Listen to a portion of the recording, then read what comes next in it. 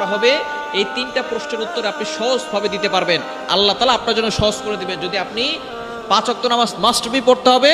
ফজর ও মাগরিবের পরে একটি দোয়া 3 বার করে পড়েন। দোয়াটি হচ্ছে রাদিতু বিল্লাহি রাব্বা ওয়া বিল ইসলামি দীনা ওয়া বি মুহাম্মাদিন সাল্লাল্লাহু আলাইহি ওয়াসাল্লাম নাবিয়্যা ওয়া রাসূলা। এই দোয়াটা আমরা সকলেই জানি। আপনি ফজরের নামাজের পরে প্রতিদিন নামাজ অবশ্যই পড়বেন। নামাজ না পড়লে আপনি জান্নাতে যেতে পারবেন না। আপনি আমলের মাধ্যমে জান্নাত পাবেন, তবে জান্নাতে যে ঢুকবেন সেটাই হচ্ছে, ঢোকার জন্য যে তালার চাবি সেটাই হচ্ছে নামাজ।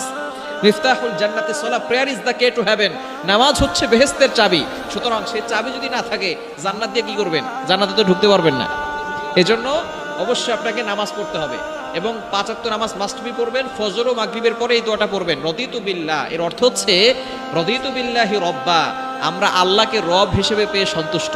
কি বলেন, আমরা সন্তুষ্ট না? আল্লাহকে রব হিসেবে পেয়ে আমরা সন্তুষ্ট। তবে ইসলামী দীনা, ইসলামকে ধর্ম হিসেবে